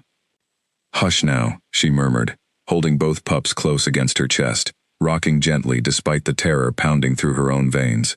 You are safe. I promise you both, you are safe. Outside, the battle raged fiercely through the storm-darkened den. Thorn warriors, far more numerous than any previous border skirmish had suggested, pressed hard against the Voss defenses, clearly intent on reaching deep into the heart of the territory, rather than simply testing its edges. Damien fought at the front of his warriors, his wolf form massive and terrifying in the flashing lightning, tearing through enemy lines with a fury born of protecting everything he had only just begun to rebuild. Alaric Thorn himself appeared near the center of the chaos, directing his warriors with cold, calculating precision, from atop a black warhorse, his sharp eyes scanning the battle for exactly the opportunity he had come seeking. Find the healer, he called to a small group of his most trusted warriors, breaking away from the main assault. She will be with the pups. Bring them to me. A true mate and 2 young heirs make for excellent leverage against a stubborn alpha king. The small group broke off from the main battle, moving with practiced stealth toward the main hall, exactly as Alaric had ordered. But Rowan Ashby, stationed near the hall's entrance precisely to guard against such a maneuver, spotted them approaching and raised the alarm before they could reach the hidden passage. To the main hall, Rowan shouted, engaging the first Thorn warrior with a ferocity that bought precious seconds for reinforcements to arrive. They mean to take the healer and the pups. Damien heard the warning, even through the chaos of his own battle, and something primal and furious surged through him at the thought of Ilara and his children in danger. He tore free from the warrior he had been engaging and cut a brutal path directly toward the main hall, every other concern falling away beneath the singular, overwhelming need to reach them before Thorn's warriors could. He arrived to find Rowan and Callum locked in fierce combat, with 3 Thorn warriors just outside the sealed passage door, Callum bleeding heavily from a gash along his shoulder, but refusing to yield ground. Damien threw himself into the fight without hesitation, his rage giving him a speed and ferocity that overwhelmed the remaining attackers within moments. But even as the immediate threat fell, Damien's sharp ears caught the sound of movement from a second direction, another small group of Thorn warriors approaching from the garden entrance, a path Ilara had used often enough gathering herbs that its existence had somehow escaped mention in their hurried defensive planning. They know the layout, Damien realized grimly, already moving toward the garden entrance himself. Someone gave them information about this den. He reached the garden passage just as the Thorn warriors began forcing the outer door, and the fight that followed was brutal and fast, Damien's fury lending him strength beyond even his considerable natural ability. He fought with the singular focus of a man defending everything that mattered most to him in the world, and within minutes, the attackers lay defeated or fleeing back toward the chaos of the main battle. Inside the safe chamber, Ilara had heard the fighting drawing dangerously close, and she held Ren and Finn tighter, pressing herself into the farthest corner of the small room, every instinct screaming at her to protect the children in her arms with everything she had. When the door finally opened, she nearly cried out in fear, before recognizing Damien's exhausted, blood-streaked but very alive face in the dim light. "Damien," she breathed, relief crashing through her so powerfully, her knees nearly buckled. "You are safe," he said, crossing the small chamber in 2 strides, and pulling both her and the pups into a fierce, protective embrace. "You are safe, all 3 of you. That is all that matters right now." Outside, the battle continued to rage through the storm, but with Alaric Thorn's attempt to seize Ilara and the pups now thoroughly thwarted, and with Voss warriors rallying with renewed ferocity around the news that their Alpha King had personally defended the main hall, the tide of the fight began, slowly but surely, to turn. By the time dawn broke, gray and exhausted over the battered but unbroken Voss territory, the remaining Thorn warriors had retreated in disarray, leaving several of their own wounded and captured behind. Alaric Thorn himself had vanished sometime during the chaos, slipping away before Damien could confront him directly, a fact that left Damien's fury only partially satisfied despite the overall victory. The den spent that day tending wounds and assessing the damage, the storm finally breaking into clear skies, as though the sky itself had exhausted its fury, alongside the warriors below.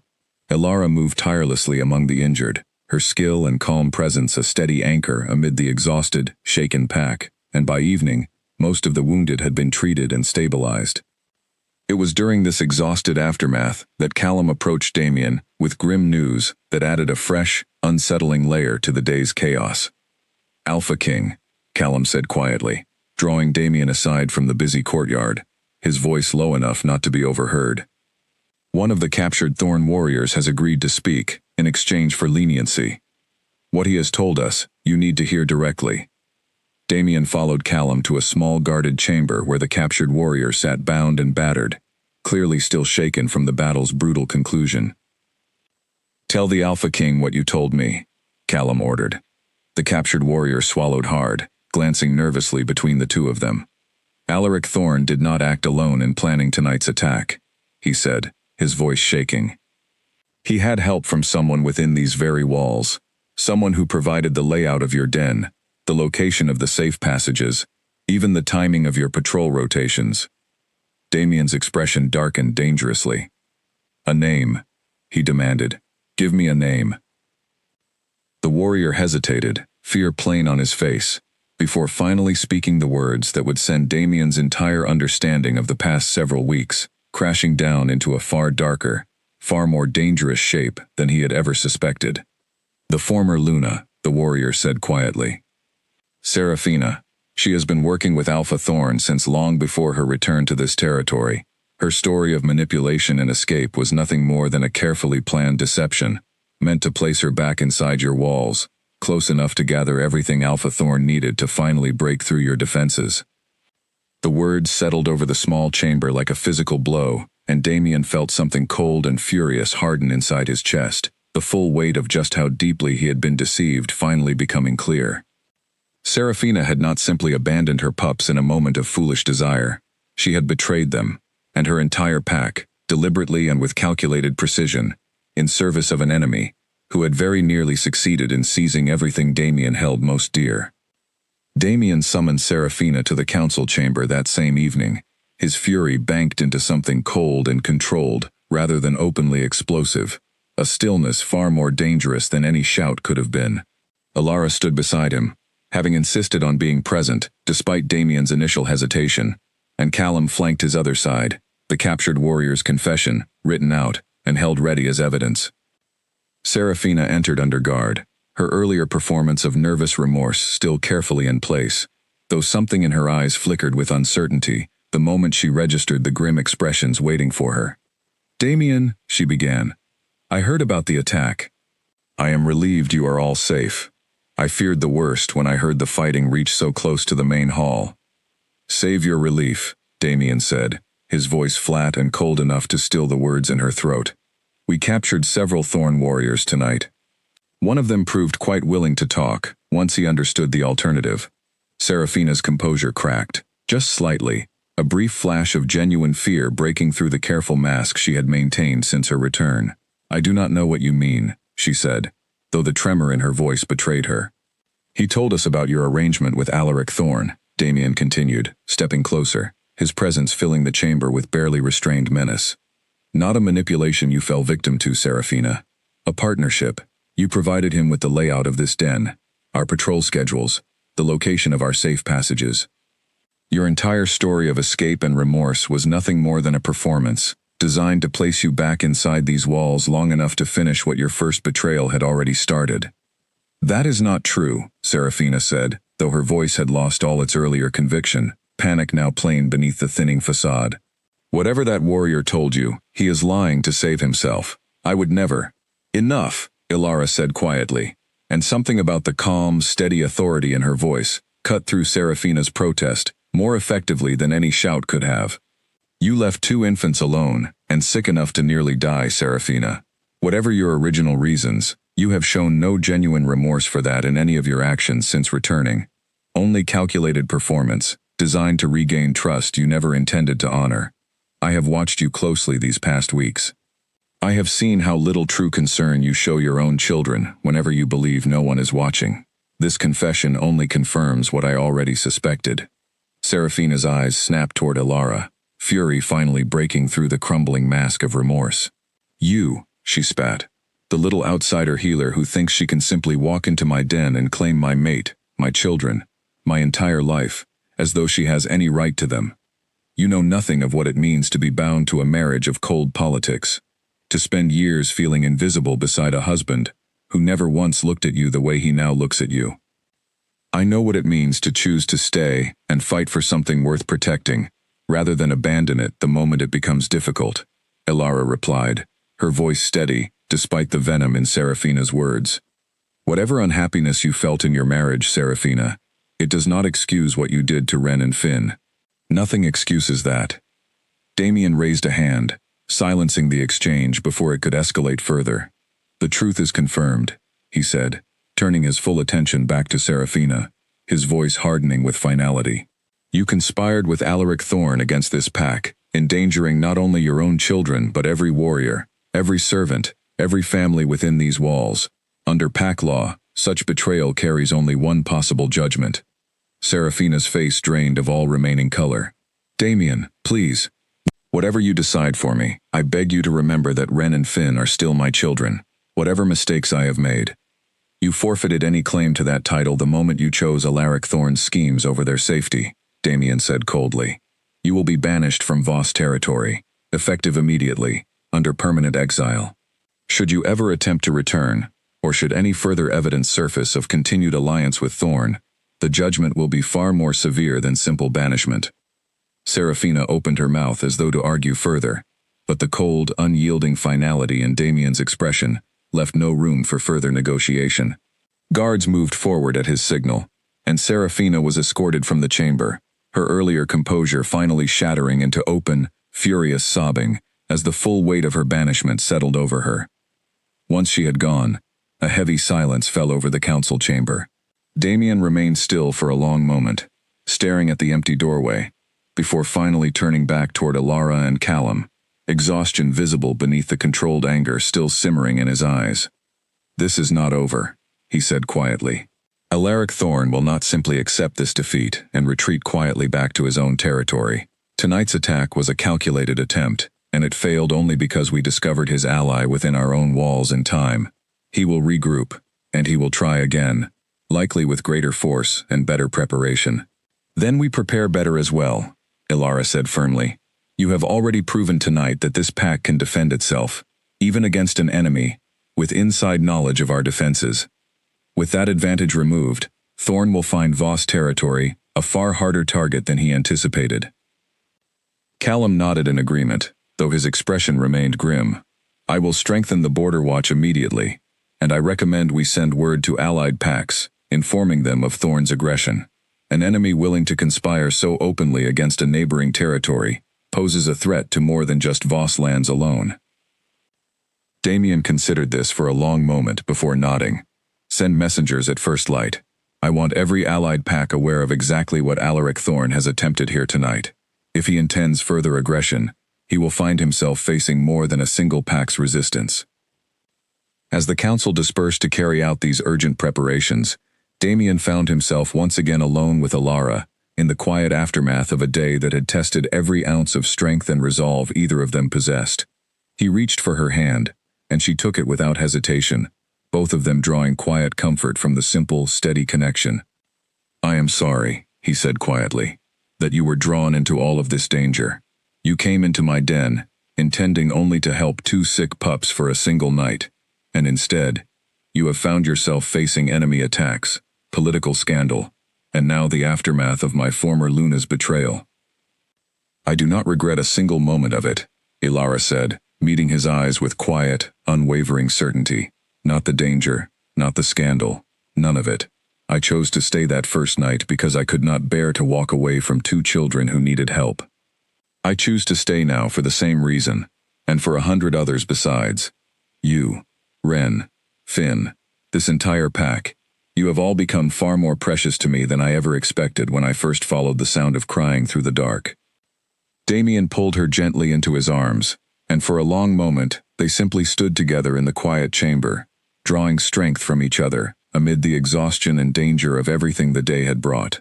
Once this threat from Thorn has been fully dealt with, Damien said softly, his lips brushing against her hair, I intend to make my declaration to this pack complete.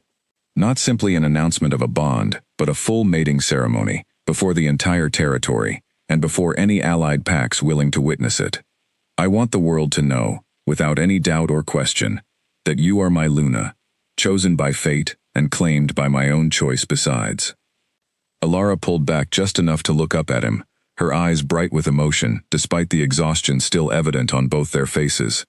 "I would be honored," she said simply, "to stand beside you as Luna of this pack, for as long as fate allows us that privilege." Outside the chamber window, the storm clouds that had accompanied the night's terrible battle had finally cleared entirely, revealing a sky scattered with countless bright stars, steady and constant despite everything that had transpired beneath them. It felt, to both Damien and Alara standing together in that quiet moment, like a promise of calmer days ahead, however many trials might still remain before they could fully claim that peace as their own. Word of Seraphina's banishment and her role in the failed attack spread quickly through the pack over the following days, and with it came a noticeable shift in how the pack viewed Alara's growing place within their den, where suspicion and quiet resentment had once colored many conversations about the outsider healer. Gratitude and respect now began to take their place. She had, after all, protected the pack's youngest and most vulnerable members, not once, but twice now, first from illness, and now from an enemy pack's calculated schemes. Even Bridget Farrow, though still clearly reserved in her acceptance, found herself unable to maintain her earlier opposition in the face of such clear and repeated proof of Alara's loyalty and value to the pack. "You have earned a measure of respect I did not expect to grant so quickly," Bridget admitted during a rare private conversation in the healer's garden, watching as Alara carefully tended a row of newly planted herbs. "I still believe caution regarding outsiders serves this pack well, as a general principle. But I recognize now that you are not the threat I once feared you might be." "Thank you, Bridget," Alara said simply, understanding the significant effort such an admission must have cost the proud, tradition-bound elder. "I know trust is not something easily given, especially after everything this pack has endured recently. I hope to continue earning it, for as long as I remain part of this den." "I suspect," Bridget said, a rare small smile touching her stern features, "that you will remain part of this den for a very long time yet, Alara Wynn.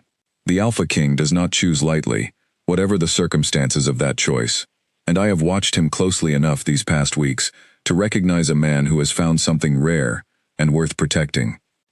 The conversation left Alara with a quiet warmth that lingered through the rest of that day, a sense that whatever challenges still remained ahead, the foundation of trust and acceptance she had worked so hard to build within the pack had finally, truly taken root.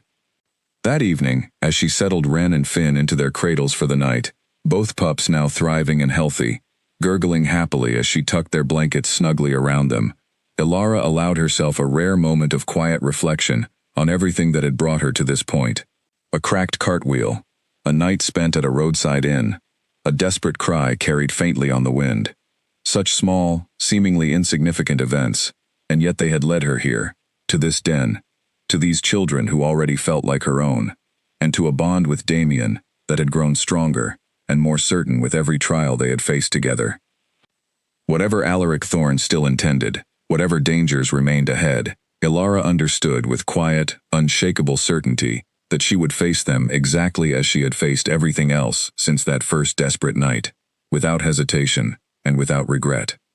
The messengers Damien sent to allied packs returned within the week, carrying pledges of support from 3 neighboring territories, all of whom viewed Alaric Thorne's open aggression as a threat too dangerous to ignore.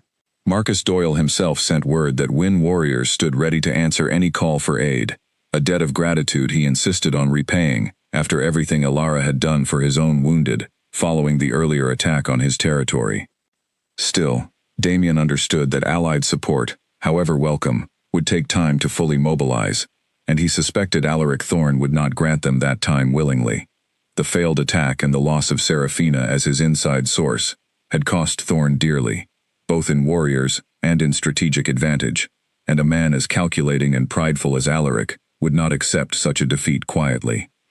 The warning came sooner than even Damien's grim expectations had prepared him for. A full moon after the first attack, a lone messenger arrived at the Voss gates, not a warrior but a frightened young servant claiming to have escaped from Thorne territory under cover of darkness.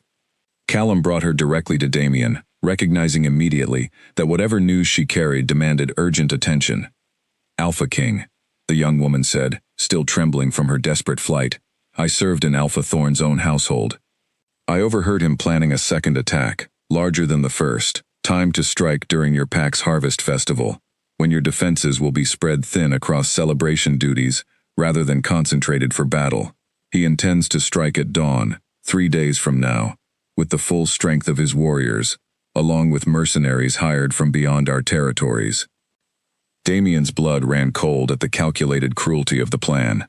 The Harvest Festival was one of the pack's most treasured traditions, a time when warriors traditionally stood down from strict patrol rotations to join in the celebrations alongside their families.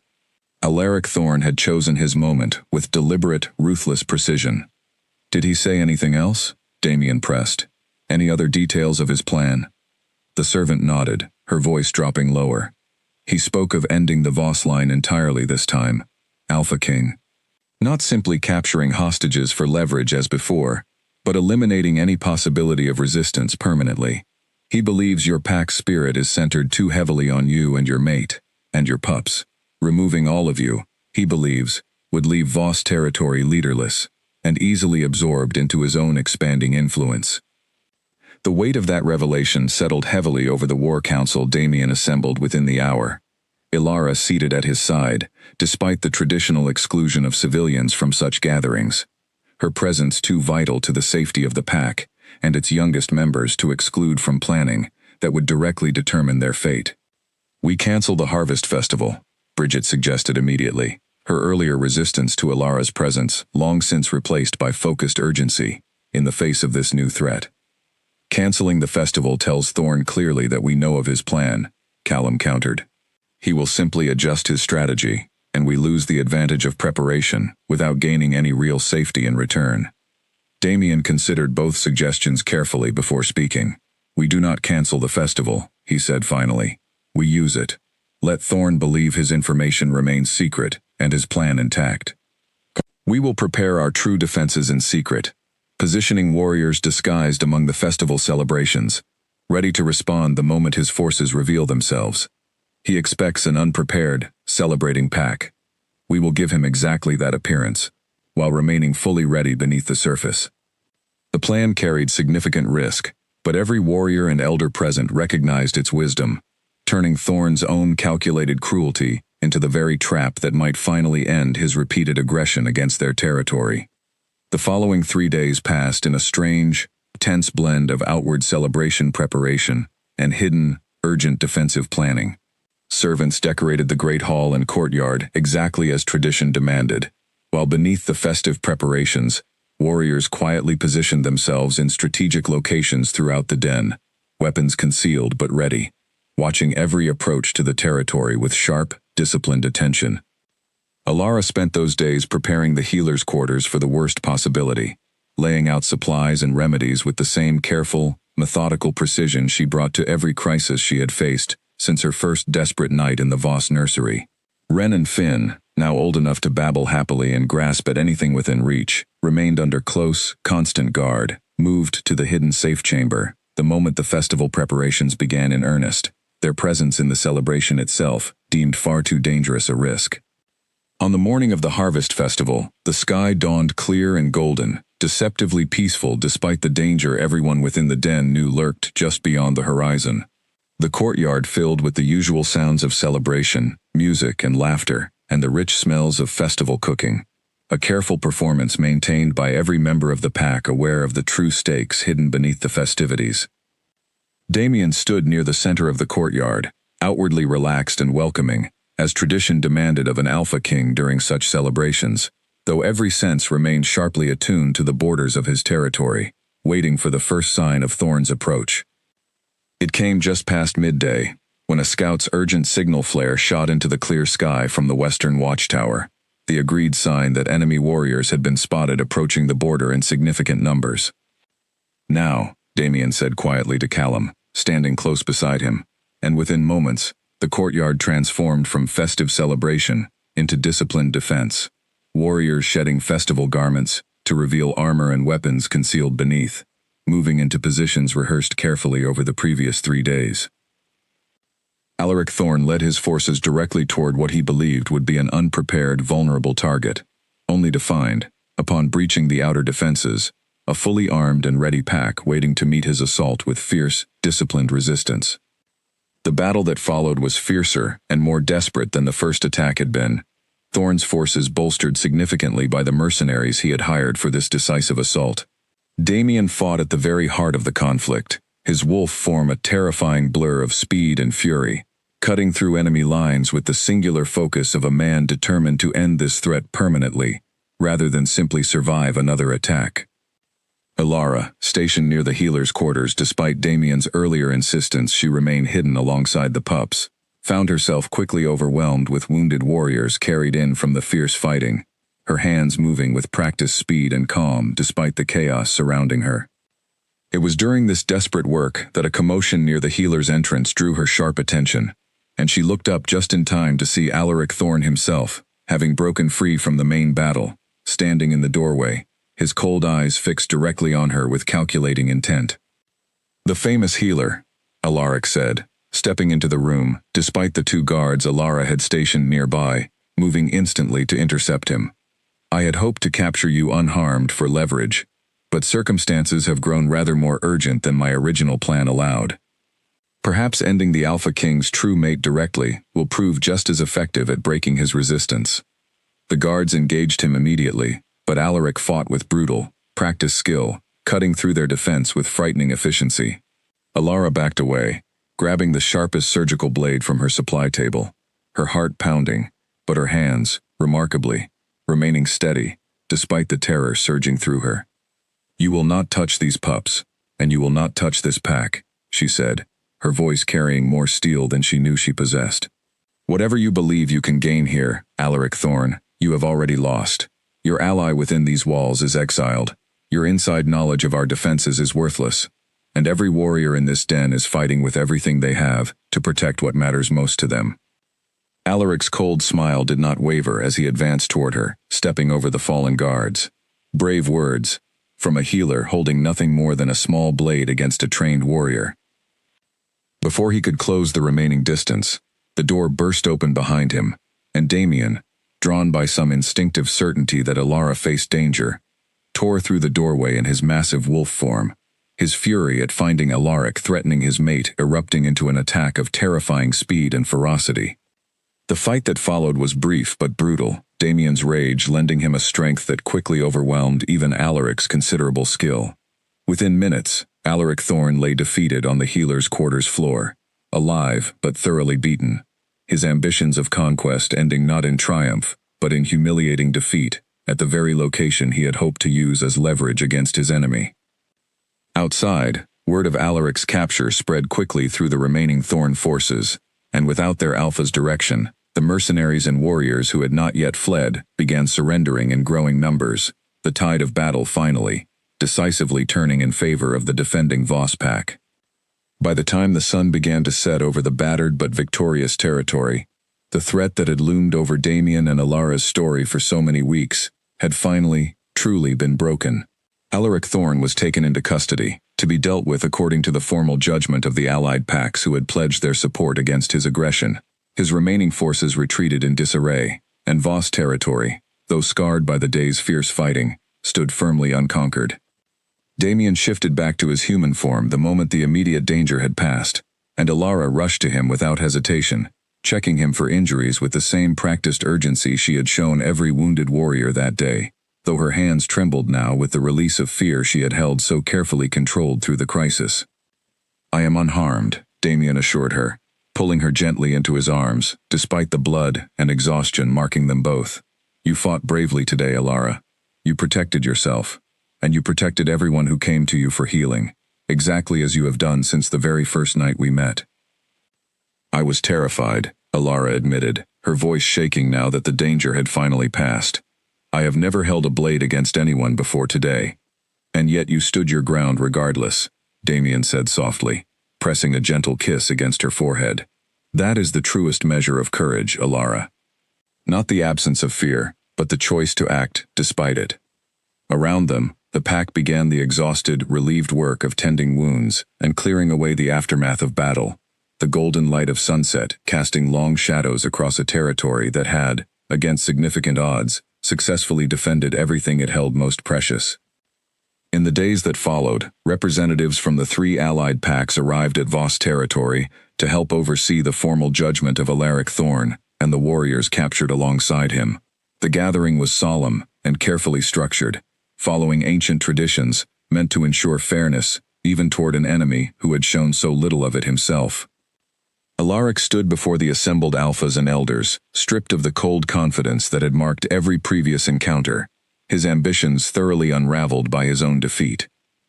Marcus Doyle, representing the Wind Pack given the earlier attack on his own territory, spoke first, his voice carrying the weight of a leader who had personally witnessed the cost of Thorn's aggression. "You struck first at my pack," Marcus said, "believing us too small and too weak to warrant serious concern, viewing us only as a convenient path towards striking at Voss territory afterward. You underestimated us, Alaric Thorn, and you underestimated the strength of the alliance your aggression has now forged against you." Damien spoke next, his voice steady and measured, despite the fury that still simmered beneath his controlled exterior. "You conspired to break my former Luna's loyalty, endangering my children in their most vulnerable moment. You attacked my territory not once but twice, the second time deliberately targeting a sacred celebration in an attempt to catch us at our most unprepared. You threatened my mate directly, in her own place of healing, a woman who has done nothing but save lives since the moment she arrived in my den." The gathered alphas conferred briefly before delivering their judgment.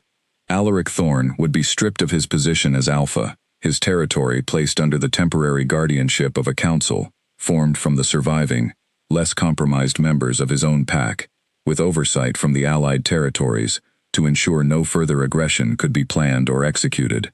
Alaric himself would be exiled permanently from all allied lands, forbidden from ever again holding any position of leadership among wolf packs anywhere in the region. It was not the harshest punishment available under pack law, but it was decisive, and it ensured that the direct threat to Voss territory, and to every pack allied against him, had been thoroughly and permanently neutralized. As the allied alphas departed over the following days, each extending genuine congratulations and warm wishes toward Damien and Alara, the full weight of everything they had overcome together finally began to settle into something Damien could only describe as peace, a feeling that had felt impossibly distant during those first terrible nights of Seraphina's abandonment and his pup's desperate illness. With the external threat finally resolved, Damien turned his full attention toward the promise he had made to Alara weeks before, in the quiet aftermath of Seraphina's exile. The mating ceremony would proceed, and it would be a celebration worthy of everything they had endured together to reach this moment. Preparations began almost immediately, the pack throwing themselves into the joyful work of planning a ceremony that would stand in stark, deliberate contrast to the chaos and danger of the preceding weeks. Bridget Farrow, in a gesture that surprised nearly everyone who witnessed it, personally took charge of organizing the ceremonial details, her earlier suspicion of Alara having transformed fully into genuine respect, and even something approaching affection. "I want this done properly," Bridget told Alara, during one of their now regular conversations in the healer's garden. "You have earned a ceremony worthy of everything you have given this pack, Alara Wynn. I intend to see that you receive exactly that." Alara, still occasionally startled by how thoroughly the elder's opinion of her had shifted, could only offer grateful thanks, touched more deeply than she expected by the older woman's determined support.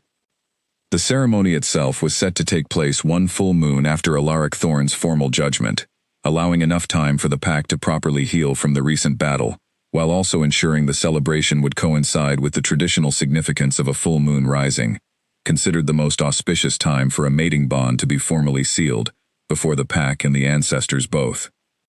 In the weeks leading up to the ceremony, Damien and Alara found themselves settling into a rhythm of life together that felt, for the first time since the chaos of Seraphina's abandonment, genuinely peaceful. Ren and Finn grew stronger and more active with each passing day, Ren already showing signs of a fierce, determined temperament that reminded Damien constantly of the way Alara had refused to be intimidated by anything, from suspicious council elders to an enemy alpha threatening her directly. Finn, quieter and more thoughtful, had taken to following Alara around the healer's quarters whenever he was old enough to crawl, watching with wide, curious eyes as she worked with her herbs and remedies. "He may grow into a healer himself one day," Alara said fondly, one evening, watching Finn attempt determinedly to reach a bundle of dried lavender just beyond his grasp. "Though I suspect his sister will insist on training as a warrior the moment she is old enough to hold a practice blade." "Whatever paths they choose," Damien said, settling beside her and lifting Finn easily into his arms before the pup could topple over in his enthusiastic reaching. "I only hope they grow up knowing how deeply they are loved, and how much strength and compassion shaped the woman who saved their lives and stayed to raise them as her own." The words settled warmly between them, and Alara leaned into Damien's side, watching as he settled Finn against his shoulder, the pup already drifting toward sleep in his father's steady arms. It was a simple, quiet moment, but it carried within it everything Alara had once feared might never be possible for her. A true family, built not on cold arrangement or political convenience, but on genuine love, hard-won through shared trial and unwavering loyalty. The morning of the mating ceremony dawned clear and bright, the entire Voss territory alive with joyful preparation.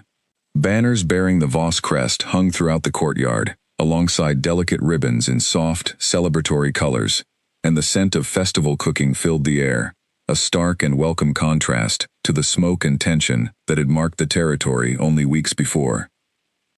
Alara spent the morning in careful preparation with several of the pack's women, who had taken it upon themselves to ensure their future Luna looked every bit as radiant as the occasion demanded.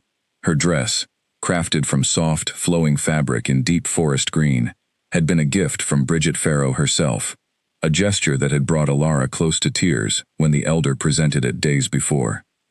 "Green suits a healer," Bridget had said simply, waving away Alara's overwhelmed gratitude.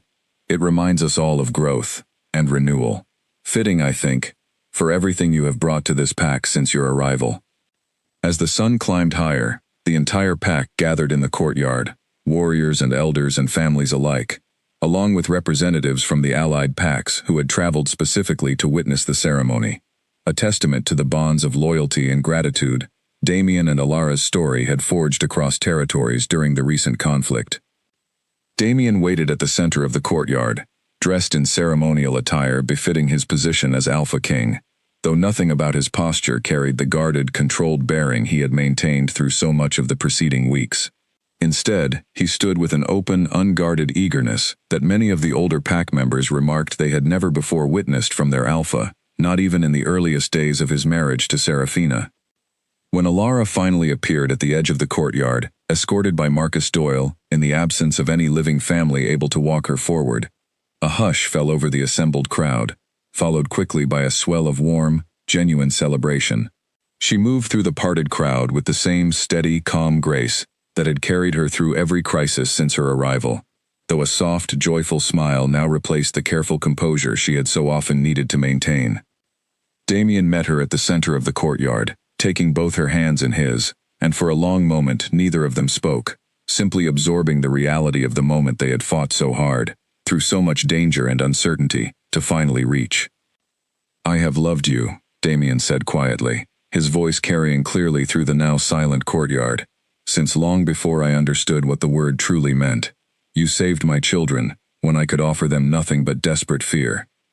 You stayed, when every reasonable instinct might have told you to walk away from a den already torn apart by scandal and danger.